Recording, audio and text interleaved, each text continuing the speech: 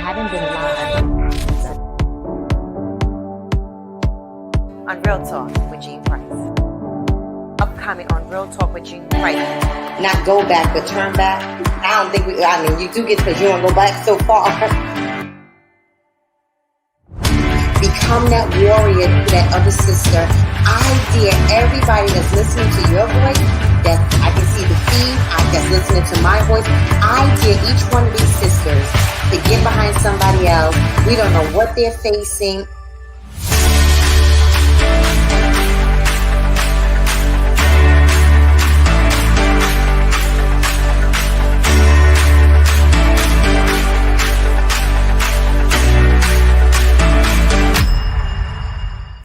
When I grew up at the age of 6, my family broke up. I came from Detroit, east side of Detroit. Came out here and started a new life. Okay, there was a lot of atrocities that go on. I can go the long story. Everybody got theirs. Okay, I'm not trying to go into all of that. But the bottom line was my pops wasn't there. I would see men, they looked like my dad. I missed them. I would want to talk. He wasn't available. It's okay, cool. I grew up, very masculine kid, okay? Love girls, hit hard, like to play ball, like to play basketball, everything masculine. But the thing was the means of passage was missing. I didn't have one. My means of passage was how hard I could hit. My means of passage was how big was my knot in my pocket. My means of passage was how well could I hold my liquor. My means of passage were all of these negative influences because I was influenced by those who didn't have an influence themselves. Blind leading the blind. A bunch of kids out there trying to survive.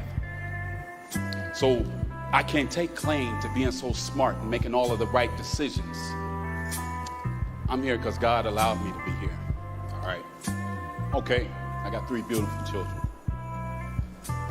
Not having my dad, man, I got a firm fight to be a father. Didn't realize how difficult it was when mama was gone, until she was gone. Being a provider is a piece of cake compared to being a single parent. You don't have to be way up here, way down there. It's just the fact that you say, I love you, I'm watching you. Makes a world of difference, man. Because it's that guy in the street that say, hey man, I got you. He ain't really got it. Ain't nobody gonna ever have you like your daddy got you. When you love your child and you understand the pains of life, you will fight. And I ask all of you, men, stand up, be fathers. And this will change tomorrow, I promise you. Thank you.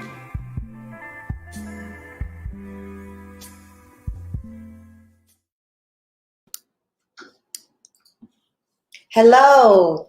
Thank you for joining us on Real Talk. We are so glad you tuned in today. It's been a week or so that we have been live, but I am so glad. Listen, you still have time to tell your fathers, your uncles, your brothers, your husbands. This is going to be a great show. And what we're going to be talking about tonight is part 3 that we wanted to do. We wanted to bring this discussion back to our viewing audience because it was just so great.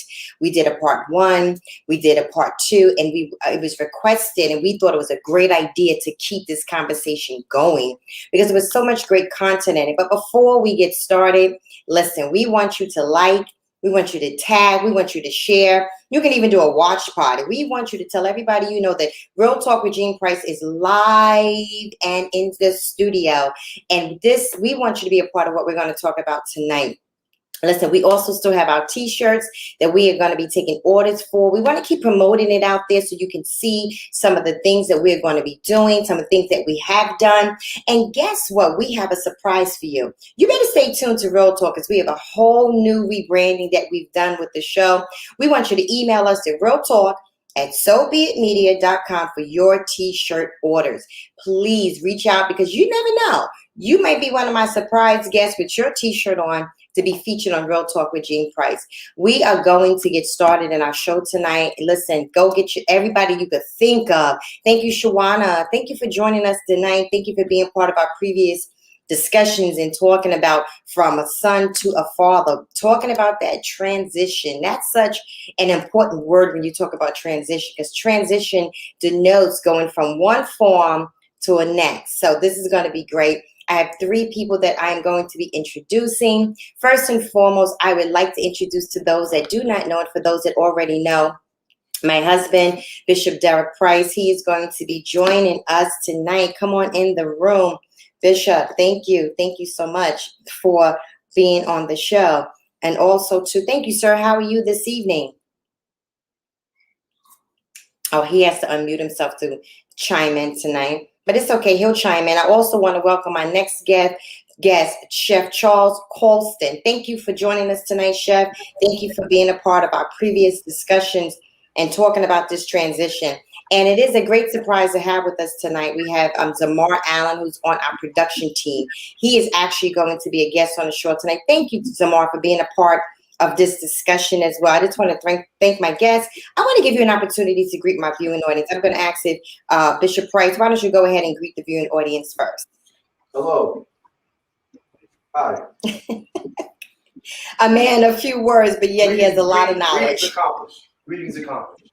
Excellent, excellent. I'm going to ask Zamar, why don't you go ahead and greet the guests on tonight?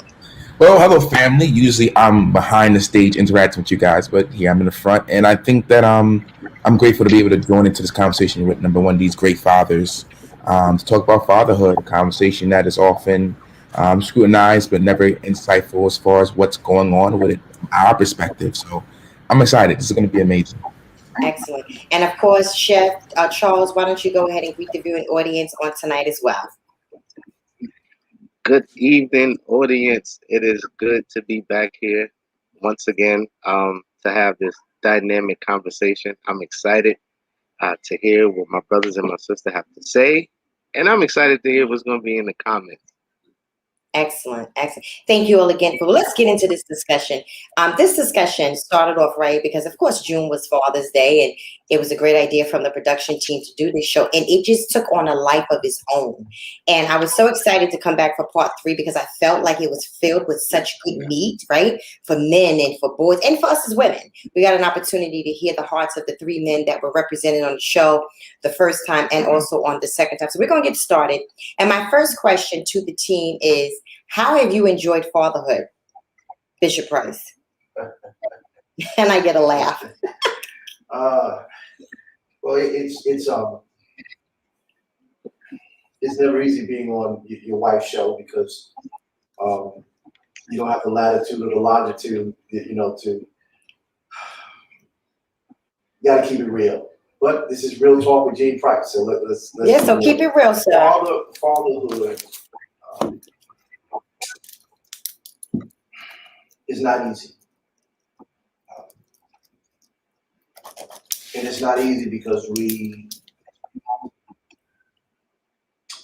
have to have in our mind a resource, someone to reflect upon, someone to look up to, someone to emulate, right? And the word emulate is not, people use it a lot, but it actually means to want to be like someone or to excel who they are. So we have no one to emulate. So we're left to try to father out of a limited perspective, and that brings a challenge. So there's a part of fatherhood that's great because you know you're a father, and then there's the look back. That as you learn, you look back because you didn't have anyone to look to, and then you live with certain regrets that you wish you had known. So it's a bittersweet. Fatherhood is great because you're there as a provider and a protector. Yes. But there's another side of that men don't often talk about, and that's the challenging side, again, of how you raise your children, how you treat your wife, how you see yourself. So. Wow, that was powerful. Thank you, sir. I'm going to switch over to Chef, and I'm going to get Zamar on the tail of this one because he's new to this. So we're going to get there. But go ahead, Chef. Same question. How have you enjoyed being a father? I think Bishop said it eloquently. If I had to describe it, I would use one of my favorite songs by Frankie Beverly and Maze. It's Joy and Pain. You know, it's joy when you get it right. When you get it right, it's so much joy. But it's extremely painful when you get it wrong. Mm, You know, when you make a mistake yeah. and you don't know how to fix it. Mm-hmm. That's the painful part. Transparent moment. Me and my oldest son, or my oldest two boys, we spent the 6 7 months not even speak to each other, because I didn't want them to go down the road that I went down. I didn't want them gang banging. I didn't want them running in the street. Um, and so my anger wasn't towards them, but towards the people that their mom allowed to be around them. And it came off wrong. And it came off wrong. And that was a painful time in my life, um, where, you know, everyone who knows me and know how I am with my children know that I'm very close knit with my children. So to go from that to not speaking, you know, to boys for 6 7 months is a painful thing. Um, and when you don't have a rock solid person to look up to show you the ropes and how to do this thing, you get lost sometimes. You get lost sometimes. So yeah, Understood. joy and pain. Understood. And what about you, Zamar? You fatherhood. Well, you know, no secret to you guys.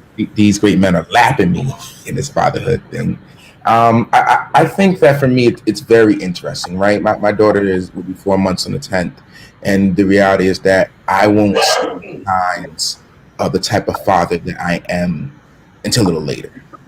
So what I find to be a little crazy, and I'm pretty sure this man can attest to it, it's everything I'm doing, I'm scrutinizing because I don't know what the effect can be. You know, and then of course I feel like as you become a father, you know, men don't talk about it, but we all have things about our dads that we love and embrace, and we have things about our dads that we want to be able to, you know, to kill, to cut, to let it stop with that generation. And then what I find interesting in retrospect is that I'll see the things about myself I don't like, and I'm wondering, can my daughter see this? And then also, how do I, you know, is it just good that I'm being aware, or do I need to change what I need to change? So it's a lot of self-retrospect. And because these conversations aren't really normalized, it's usually men talking to themselves and finding their own answer. So I would say fatherhood for me, it's growing pains. Yeah. Growing pains because at the end of the day, we all want to grow. You know, it's something that nobody wants to sit here and say, I want to be five forever. But it's just painful for us because it's all internal. It's all internal. So no one will see the person that growing pains because I look fine. I look like maybe I might have to put it up on me, but I look fine. But internally, it's a lot of pain. Right. Good and bad. I want to piggyback off of that for a second, because as you were talking, I thought I wanted to talk about what do you feel like and what does it look like to you when you do see your child mimics how you are, or how you've been in their presence. And I was thinking about David, King David in the Bible, and how Absalom and the things that Absalom did to, you know, toward David. And David is now looking, it's almost like looking at himself. How have you handled, and anybody can chime in, looking at yourself in your children?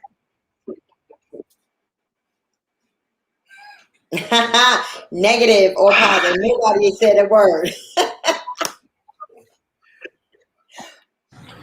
I'll touch on it. Oh man. No, go Charles. Bishop. I'll say one thing. I like the fact that you brought up David.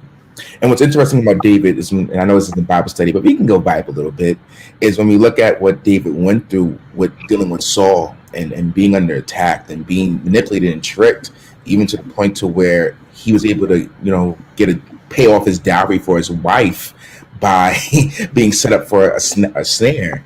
And then you see David use that same ploy with Uriah.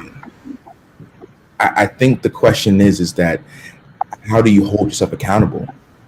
And the thing I have to think, because like I said, my daughter isn't old enough for me to really answer this fully, is that I don't want it to be that because I see things about myself I don't like in her, that I blame her or have a style that is constricted because of my fear.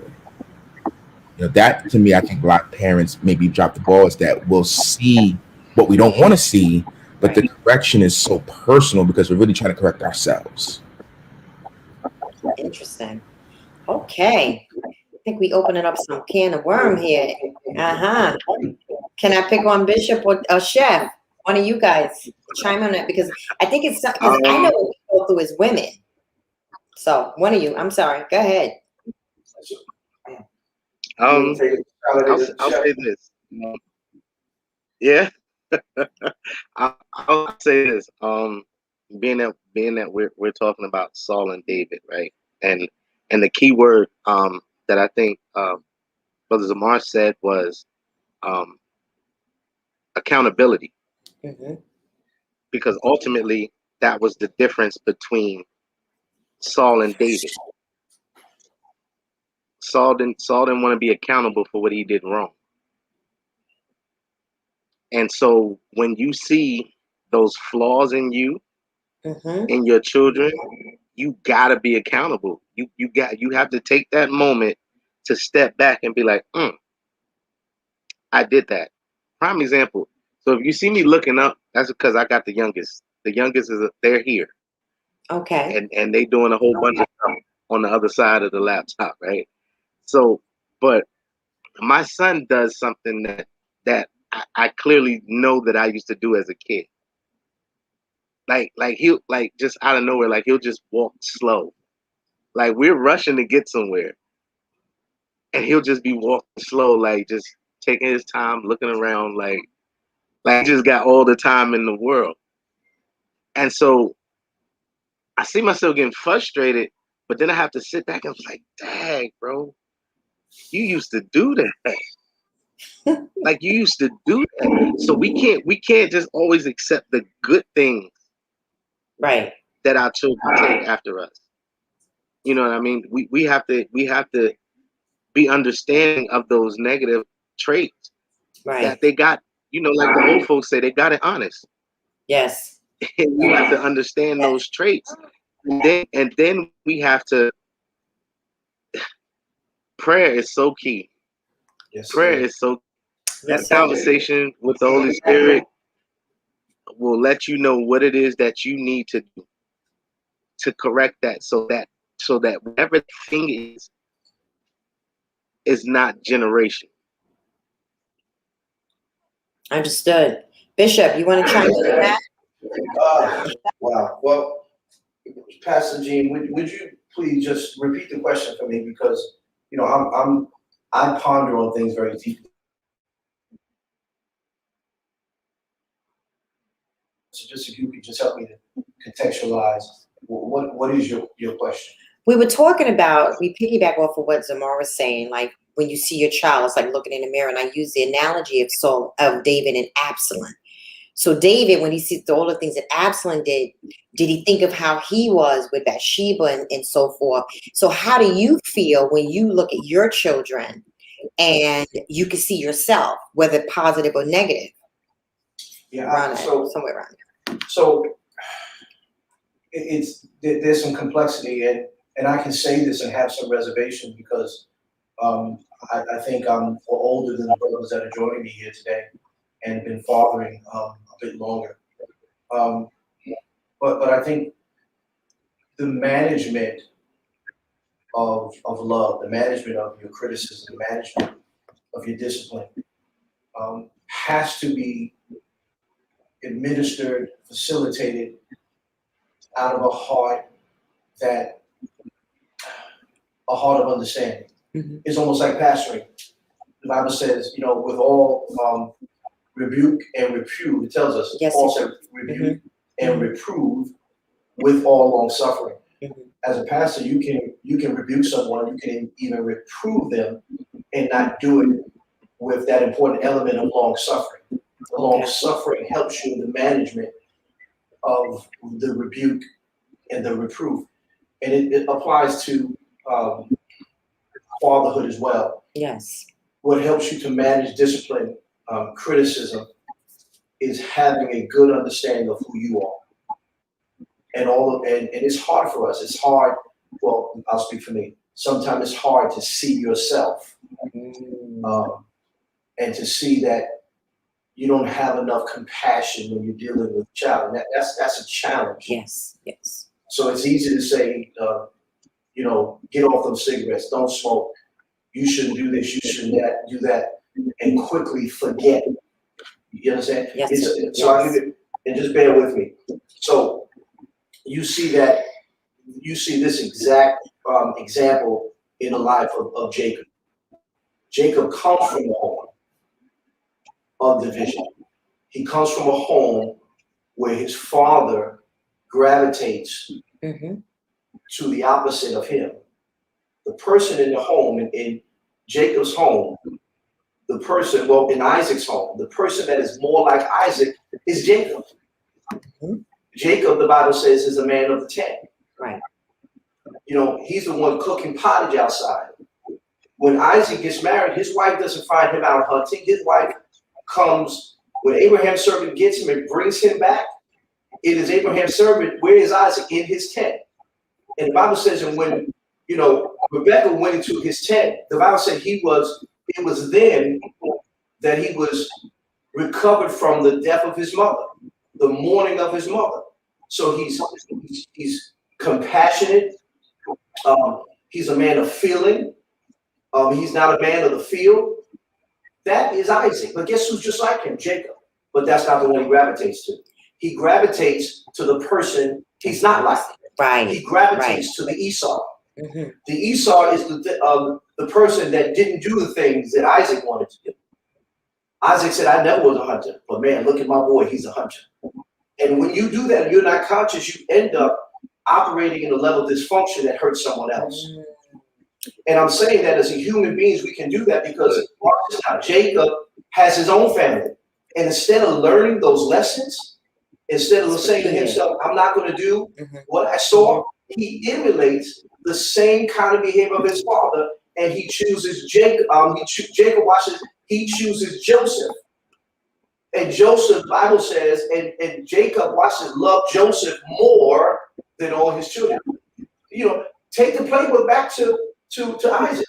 And Isaac loved Esau, and Rebecca loved Jacob. So let me just chime. Oh my gosh, you said so much. Let me just chime in for 1 second with that, because that was very interesting, because it might lead into where I'm gonna ask you guys another question. That was very interesting because what you did was you pinpointed a cycle. And oftentimes in our families, and you use the keyword dysfunction, we repeat patterns and cycles. And I think we can all agree to that. How do you deal with cycles in your family, or when it comes to how, in your case, Zamar, how you don't want your daughter to see those cycles, but she's still, little. How would you handle cycles and patterns and dysfunction within you and your family? Because we all have it. So it doesn't, so in the next generation of your daughter, it stops. Wow, that's a deep question. First half of the show, we're getting this deep. I think for me, it's all about acknowledgement. So I guess number one, acknowledging that there is a cycle, but acknowledging that I'm the one with the issue. Because oftentimes, we look at a cycle and we look at generational curses, and we kind of forget that it's presently on me. It's not about my great-great-great-grandfather. It's not about my dad or what his dad did. It's the fact that at this turn in the cycle, I'm on front stage. So because I'm on front stage, I now have to acknowledge that I can continue the cycle or it can stop with me. The question now has to be, what am I going to do about it? And what I find is that we can't stop cycles because we don't understand why the cycle keeps going. And at the end of the day, I need help. And it's as simple as that. If this is something that my father and his father's father couldn't solve, why is it now that because I just want it to break, it's going to break? No, I need to find someone that can help me break the cycle. The same in the natural. You have a leak, and it's been that same leak for over a year. At some point, you're going to call an plumber. So what I find, and I'll use it to myself, is that we cover the cycle. We'll make it look pretty, and most of us can function in our dysfunction. very well, I may add. You'll never know that we'll have a problem with procrastination or whatever that cycle or struggle is, because we learn how to keep it and walk with it while bleeding. Wow. But I think it takes bravery to step out and actually fix and end that cycle. Okay, so many, that was good. So many other key points. So we know how to function in our dysfunction. Shawana chimed in and she said, I think it's easy to become frustrated when we see negative behaviors or traits, but it's important to take a step back and recognize that our children are a product of us and that they are essential to us.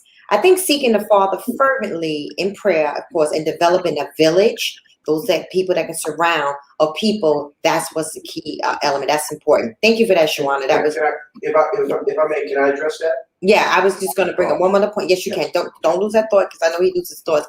I just wanted to chime on that because it's just, it comes with the age, right? It's important because cycles and patterns begin to dictate future. Cycles and patterns have to do with past, right? Because you have a cycle and pattern in the past. It has to do with the present, also can affect your future. So that's important for us. We're going to come back to that after we take this comment from Bishop, and then I'll get Chef's comment. Go ahead, sir. So, Pastor, is it possible to put that comment up again? Yes, Shawana. Thank you, Shawana, for your comment. That we're going to just talk about that just for a second. Bishop, go ahead if you wanted to comment on what Shawana it's said. easy to become frustrated when we see negative behaviors or traits, but it's important to take a step back. So that sounds,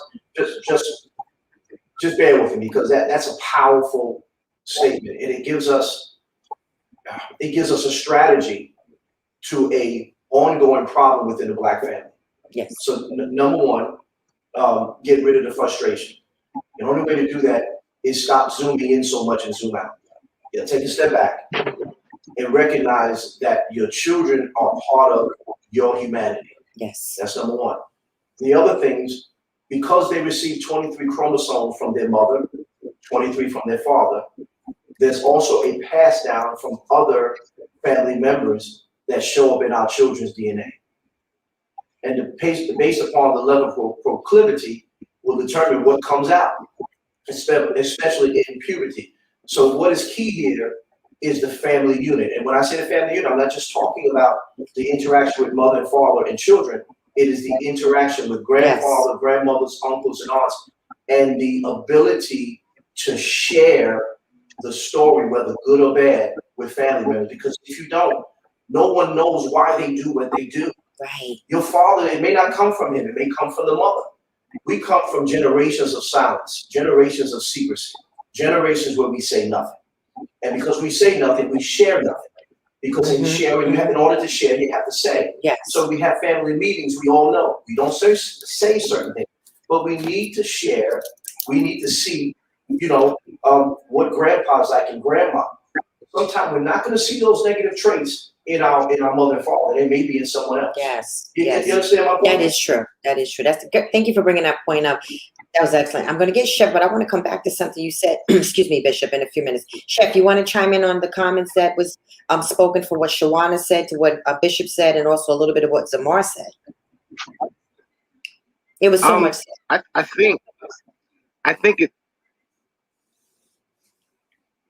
this right here is essential, right? I think realizing that in the bigger picture of things, even on your best day, right? Your decision making towards your children, even on your best day, without God, is horrible. Right? So there's no way to get around that. There's no way, right? Because the scripture says that, like, he created us from the dust of the ground, and he blew his breath into us and made us animated being, right? So that means that we're connected to him regardless of how we live our life. We're connected to him. Our decisions, even on our best day without him, is the worst decision we ever made. Wow. Right? And so the way to get past that is to converse with him. Because if you know how to be a good father, then you got to go to the greatest father. Because those secrets that the family has that you might never know, the Holy Spirit will tell you. Right? Because see, here was the dynamic in my family. My father, him getting high and smoking crack and all that stuff wasn't a secret. He just stayed away, but it wasn't a secret. You know what I mean? But my mother being diabetic and having heart complications and things like that was the secret. Mm. You know what I mean? To the point where I had to have the conversation with my aunt and tell her, hey, listen, you can't do what my mother did. Because guess what? She's not here. So if you sick, I need to know you sick. I don't want to find out that you sick when you in the hospital and things is really bad. Wow. Right? So I think we have to we really have to focus in, because guess what? When things is going bad and we in a situation of life and death, whether we go to church or not, we know how to call on Jesus. Mm-hmm. Right? So why not use that same fervor in which we call on him to get some instruction. Right. To get some instruction on how to do this thing.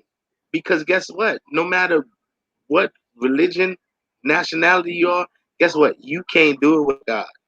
That's right. There's nothing you can do in this world that will be successful and beneficial to you without the Father. That's right. Wow. This is so good. Elise has a question on the table. What can us as parents do to not let our children follow our footsteps? But before we answer, the panel answers, we're going to take a commercial break, but I want you, please, come back and join us. This discussion is very, very, very good. Please, you still have time. Thank you, Jasper. We do have a brother that's on in our viewing audience tonight. Thank you, Mr. Ferguson, for joining us tonight. But we're going to take a commercial break, and we're going to have that question answered. We'll be right back with Real Talk with Gene Price. I haven't been live. On Real Talk with Gene Price. Upcoming on Real Talk with Gene Price. Not go back, but turn back. I don't think you do get, because you don't go back so far. Become that warrior, that other sister. I dare everybody that's listening to your voice, that I can see the feed, that's listening to my voice. I dare each one of these sisters to get behind somebody else. We don't know what they're facing.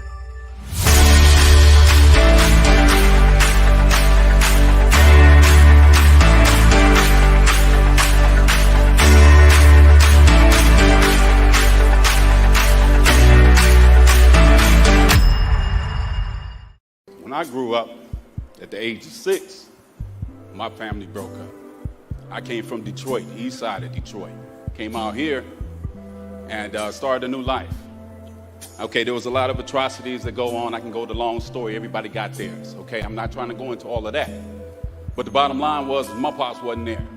I would see men, they looked like my dad. I missed them. I would want to talk. He wasn't available. It's okay, cool. I grew up, very masculine kid, okay? Love girls, hit hard, like to play ball, like to play basketball, everything masculine. But the thing was the means of passage was missing. I didn't have one. My means of passage was how hard I could hit. My means of passage was how big was my knot in my pocket. My means of passage was how well could I hold my liquor. My means of passage were all of these negative influences because I was influenced by those who didn't have an influence themselves. Blind leading the blind. A bunch of kids out there trying to survive. So I can't take claim to being so smart and making all of the right decisions. I'm here because God allowed me to be here. All right. Okay, I got 3 beautiful children. Not having my dad, man, I got a firm fight to be a father. Didn't realize how difficult it was when mama was gone, until she was gone. Being a provider is a piece of cake compared to being a single parent. You don't have to be way up here, way down there. It's just the fact that you say, I love you, I'm watching you. Makes a world of difference, man. Because it's that guy in the street that say, hey man, I got you. He ain't really got it. Ain't nobody gonna ever have you like your daddy got you. When you love your child and you understand the pains of life, you will fight. And I ask all of you, men, Stand up, be fathers. And this will change tomorrow, I promise you. Thank you.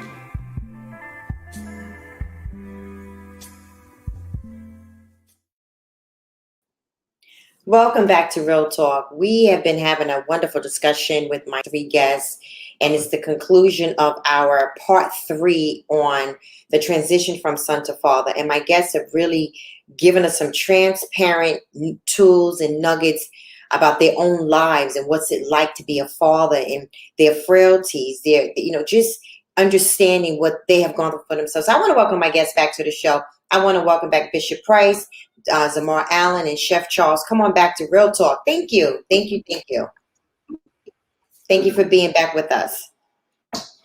Before the commercial break, Elise had a comment, and she asked the question, what can us as parents, and what can we do as parents so that our children do not follow in our footsteps? Anybody want to touch on that? What can a parent do? Can I be honest?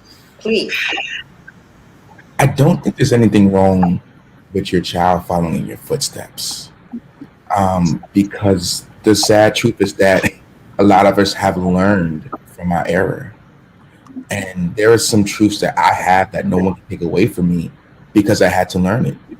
I think that there's some things that, maybe not the fullness of what you've been through, or if, let's say, for some, maybe it's experimenting with drugs or something along those lines. One of the greatest things about footsteps is that you know what the steps are. So who better than you to help someone guide through those steps? I think what we kind of get confused that you don't have to allow children to be stuck and where you were stuck at. But as long as you're still stepping, you're still walking, you're still moving, let your child be in your footsteps. And then when that point comes where you can push them ahead of you, push them. And like I said, I'm a dad of barely a 4-month child. So my experience to these men, pale comparison. But I think one of the greatest things I'll be able to say that I did for my child is that I propelled her ahead of me. But someone had to bring her along those steps.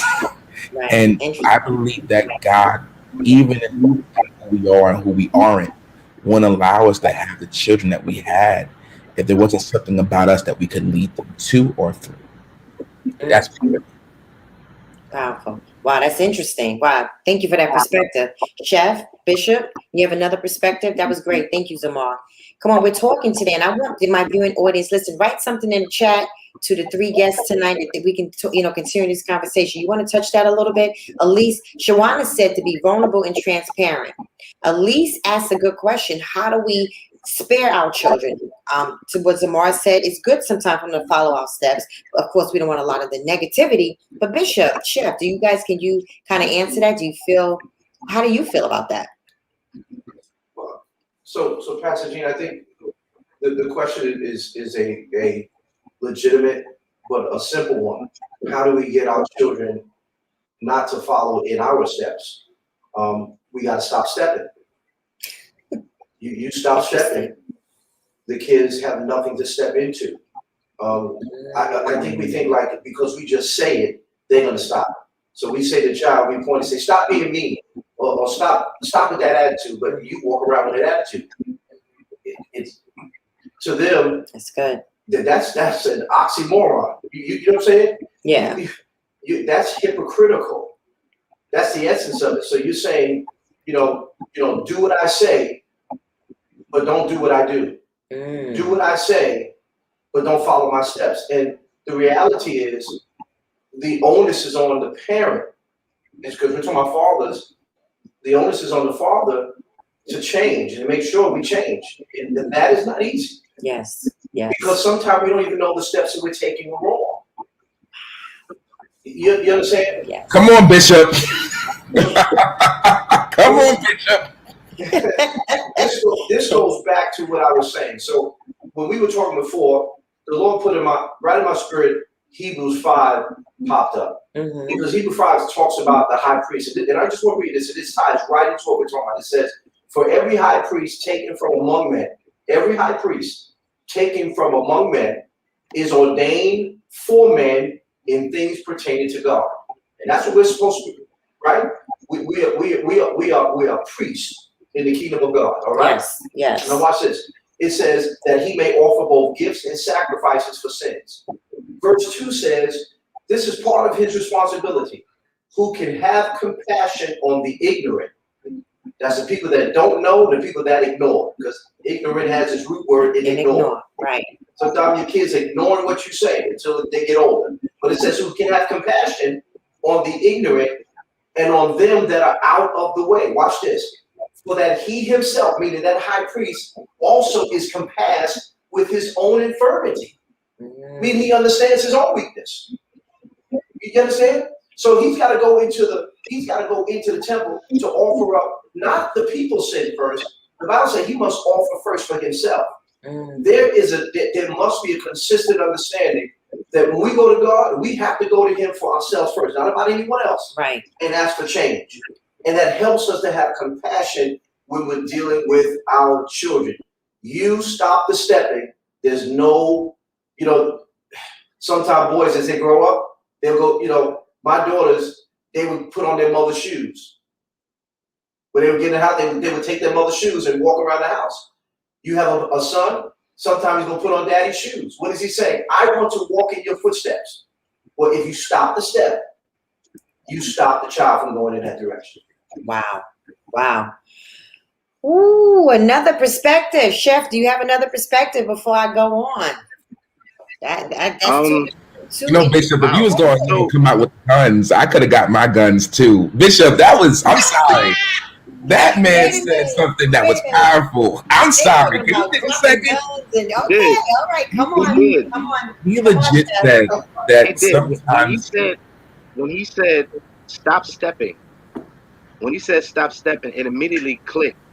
And as I've said before, like God deals with me practically, so he kind of gives me things to see. And so when he says stop stepping, immediately it came to me, there's a difference between stepping and walking. Because when a child is taking steps, there's the chance that child can fall, and there's a chance that child can get hurt. So you're concerned, but when that child is walking, you're no longer concerned. So if you stop the stepping and start showing them how to walk, then we wouldn't have to worry about them continuing to do what we did. Okay. On the flip side of that, go ahead, Chef. Go ahead. Go ahead. On the flip side of that, we have to let them know that. Guess what? Gee, can you ask Chef to stop trying to make a commentary out of stuff that I say? That's not. No. Listen, this. It was good, Bishop. It was good, Bishop. And I have to tell you something. As I'm sitting here, I'm going, listen, guys.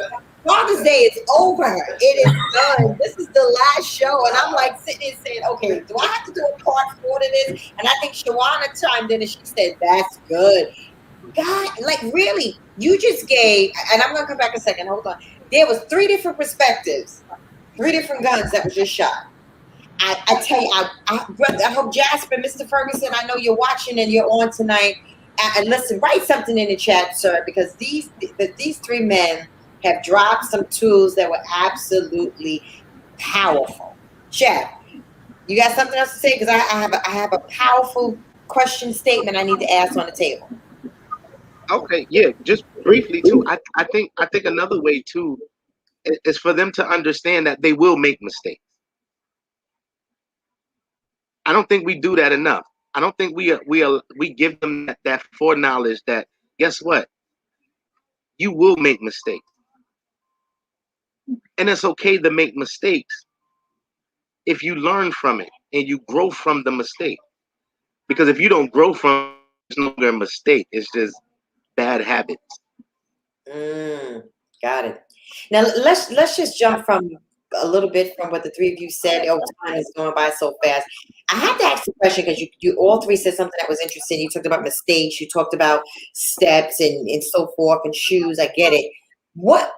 How did you feel, the 3 of you as men? How did you feel when? Let me reverse that. Have you ever been told that it's not manly to cry or to have an emotion or to show emotions? And let me tell you, I want you to think about it for just a second for the few minutes we have left, because as you're talking about steps and failures and these perspectives, you haven't always done it after the due order of done it right. But were you ever at a point in your life where you just, your emotions, you felt your emotions, you felt you wanted to cry, but you didn't want to show it. You didn't want to be transparent. And any one of you be transparent tonight. So men that are going to watch the replay and you're going to be on the Inspired Living Network will see that men are truly authentic and organic. It's okay to cry when you don't fulfill those steps, when you're not walking according to how you should. Now, I don't know which one to pick, because y'all three just piggybacking, and it's awesome. I mean, I'll get the train started. These guys are going to run laps, so I guess I just rather just get away. I think that for men, the reason why we have the dialogue of don't cry is because no one knows what to do with those tears. And oftentimes as men, it's our responsibility to fix. So in full transparency, if I now give you my emotion, I'm not even really able to stay in it because I feel like it's my job to fix it. So I think we have to normalize the fact that, God has given us people in our lives to help us rebuild. And rebuild doesn't always start with me being the first one to take the hammer to the nail. Sometimes you just need to be a nail giver. Be okay with giving people the tools to help you. And even as I think about it more, and I'm ready for these guys because I know they're gonna run some wisdom laps. But seriously, like we look at the bottle of tears. We look at how God even talks about how He blesses those that are broken in a contrite spirit, like He won't turn. So we look at all that information and we look at how we as men use it, because I just feel like we don't have a system in place for someone to take those tears and restore us, judge us, but not restore us. Wow. Oh boy, judge us, but don't restore us. Wow. What do you think what do you think of that? I'm going to pick on Chef. Bishop is pointing to Chef. Come on, Chef. So when you think about things, right? If you ever driven a car that's overheated, right? Mm-hmm. Before you can pour water into the radiator, right? You got to stop the car, you got to pop the hood, and then it tells you to twist the cap on the radiator and let the steam out before you can open it up and actually pour water in it. Because if you don't, the water that is in it, scorching hot, will blow back, right? Wow. This is what our tears are supposed to be for. Our tears are supposed to be that stop moment. Open the hood, twist the cap, and let this pressure off, and then get refilled. But we're not taught that in our community. We're not taught that in our culture. And there's a lot of different reasons why. Like we can go back to slavery time, where children were made to watch their fathers or grandfathers get hung or dragged by horses and everything, and were told that you don't cry, don't let them see you cry. It's true. Wow. And so now we've passed that on for generation to generation to generation, and yet this is why we have the quote unquote angry black man, because no one has showed him or taught him how to let that steam go. And how these tears are not just tears of pain, because actually these tears could be used to water your children, for them to grow. Mm-hmm. Mm-hmm. Wow. So if they're walking after you and they're like, okay, my dad is not afraid of his emotions, he's in tune with his emotions, that makes a difference. Yeah. That makes a difference, because once you're in tune with who you are and your emotions, you don't have a problem being transparent. You don't have a problem being real with your children. Mm-hmm. You can be the strongest, you can be the most emotional person. Well, let me say it, 'cause I like how Charles put that, because you can show yourself to be so in touch with your emotions and still be the hardest person on the block. It doesn't have to be oxymoron. Right. You can just know how to handle yourself, and you're still a strong man. Wow. Wow. Amen. Yeah. Bishop. Wow. What can we say to these things? I think in everything that I've heard is just dead on, it's right on. Mm-hmm. But I think we still have a segment of our population, Black men in particular, who feel very uncomfortable sharing their emotions. Okay. And what has made it even worse is that there's no fathers in the home. So even mothers are telling them, don't cry. Boy, don't you cry. You go, boy, you better not cry. So we're perpetuating, we're just causing the dysfunction to continue in the mindset among men that we don't have emotions, and we do, because anger is an emotion. Yes, it is. So if dad is getting angry, but that's the only acceptable emotion. The other ones are crying, Mm-hmm. feeling compassion, feeling sorrowful, Right. feeling remorse. Those are not allowed to be expressed, but they're part of who we are. Mm-hmm. And the problem is there's no one to teach us how to manage them. All right? And management is, because I love definition, it is to bring about or succeed in accomplishing something. So Yeah. we've never taught anyone how to succeed in the emotional arena, how to accomplish, ruling over emotions. We don't teach them. Mm-hmm. So we tell them to deny it, act like they're not there, suppress them. And we do ourselves and the people around us a disservice. So, for instance, I have a problem at my job. I have 34 employees. All right, real quickly, 34 employees. And these employees need to be managed.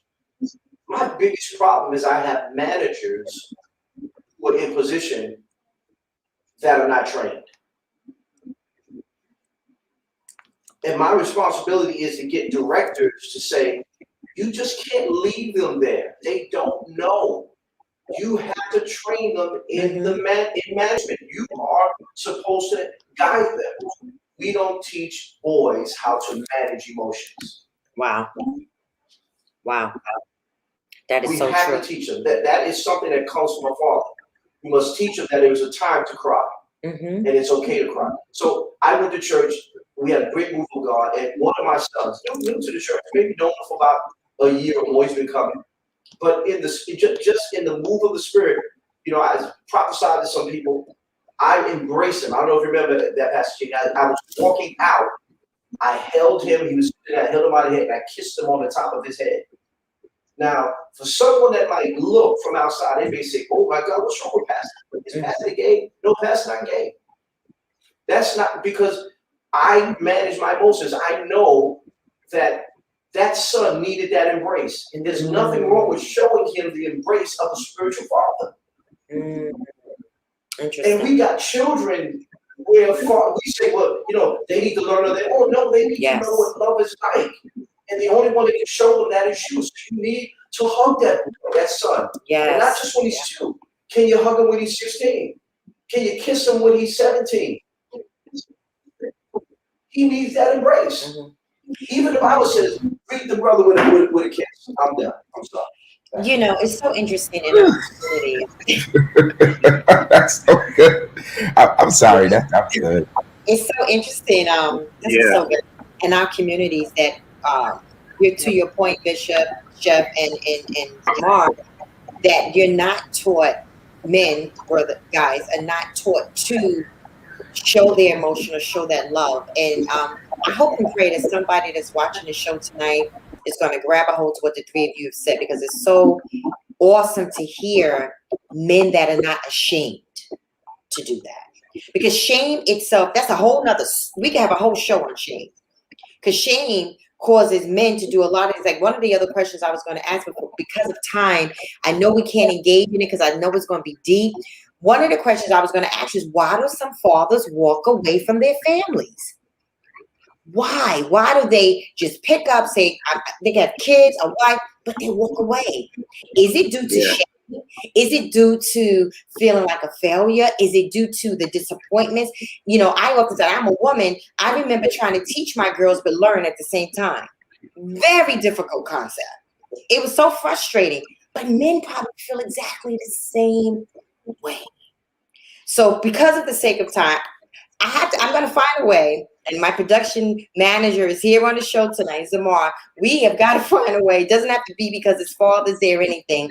We just need to find a way, sir, to have you guys come back and do another show. Because it is so, every show keeps bringing more and more information and insight to exactly what men and brothers go through. You know, Lady Price, can we touch on that as a last question? Because I just would hate to leave it so mystique. I can't believe it. Let me just say this 1 second. I just have that time break. So what I'll do is let's talk about it, and then you and I talk offline how to, you know, how we got to cut things. Cut it down. So I'm going to each of you just give me a little bit of insight on that right quick. Go ahead, Zamar. I'm gonna say this so quick. I think we have to look at why is that man leaving, and we have to look at what was given to him and what's not being given to him, and not excusing behavior. But when it comes, even as Pastor Price was saying, a lot of times men only get embraced when they look like they need it. And if we're going to be honest, by that point, it could be too late. So my look may not be, I may have money in my account, my car may be fine, I may look okay, but in the inside, no one's actually dealing with my emotions because they pull on the father to be a provider, but they don't pull back into him to be nurtured. So I think oftentimes you have to look at what is he going through. And that's not always the case with anybody. Some people are unfortunately just deadbeats and people don't know how to be, mature. But I think also what is deficit in him that he would rather be alone or with someone estranged in a family that should be pouring back to him as well as he's pouring into them. Good point. Good point. All right, I'm going to take Bishop, and then I'm going to close that one out with Chef. What do you have to say about that one, Bishop? So that needs to be a whole another conversation, maybe 2 episodes, because there's a lot of history, and I'm saying not to be funny, because you can't. This is a twofold issue. One, it is the plight of the post-slave mentality. Yes. Okay, that's number one. So that has been conditioned in many of our people, and then you got a whole. So that's one side. Then you have another side, and it's the culture of today. It's a self-centered, selfish culture. So we come to the marriage saying, make me happy, make me feel good. That's the culture. And when you don't make me happy, I'm out. And I will detach myself from you, my wife, who I made that vow, and from those children who you birthed from me. All right? I will leave you all because I am not happy. So we take happiness and we made a God out of happiness. We worship it. That's good, sir. You know what I'm saying? That's the fundamental drive in the culture. Everyone wants to be happy. Right. And so we'll say things like you do you and I do me. Right. That's not biblical. It's not kingdom. It's not right. So what happens is it's easy for men to walk away. Yes. Yes. Wow. Yeah. Yes. Chef, take us on in. You got the baton, sir. I think we make the mistake. I think we make the mistake that all men is one size fit all. Ooh. Like we just think all men is just the same, right? And unfortunately, most women think that all men is the same, so they never take the time to help cultivate that man, right? Because what the old folks say in Alabama is a lazy woman to make a lazy man, right? So now if this woman is not holding tight to her responsibility in the home as a mother, how could she possibly expect him to hold his down as a father? Because I mean, in the picture of things, the two is supposed to be one, right? Now, whether you did it right in the sight of God or not, guess what? The two is still one. Y'all made them children together, so the two is still the one, right? And then you have to. The Bible says, "My people perish for lack of knowledge." It's a bunch of fathers that don't have the knowledge to be a father, don't know where to go, Wow. don't know who to turn to, right? So then there's fear. There's already a fear of not getting it right from the very beginning, right? Then it's the shame of the fact that you actually didn't get it right when you knew you wasn't going to get it right. Then it's the disappointment that you want to provide, but you can't provide. In many different areas. It could be financially, it could be emotionally, it could be spiritually. But when you cannot provide, that is a hard blow to a man when you can't provide. Extremely hard blow. And guess what? Most men don't come back from that blow. Wow. Well, on that note,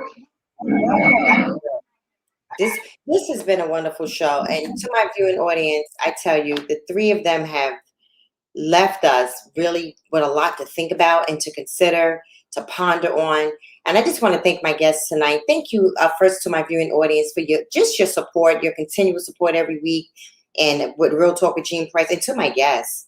Thank you so much. I think Bishop said it well too, that we're going to have to come, and this is going to take another 2 shows to talk about. That last question was a loaded question. I think it was a powerful question. So maybe what we can do offline, we need to put something together for real, and really get some people on the show. Like we'll get with the production team and see how many we can fit. But that would be really good. So I just want to thank everybody tonight. I don't even want to turn it off, but I have to. Thank you for joining us on Real Talk with Gene Price. Thank you, Zamar, behind the scenes, but came out in the front today. So thank you so much, sir. Thank you, Chef, as always, for being on Real Talk. And of course, my husband, thank you, Bishop, for being on Real Talk. Membership has its privileges, so we're so grateful for that tonight. But we want you to join us next week, Wednesday at 6:30, for Real Talk with Gene Price, and also on the Inspired Living Network every Friday at 1 o'clock in the afternoon. But you need to come next week, because you're going to see a whole new Real Talk with Gene Price. We'll see you then. Have a good night.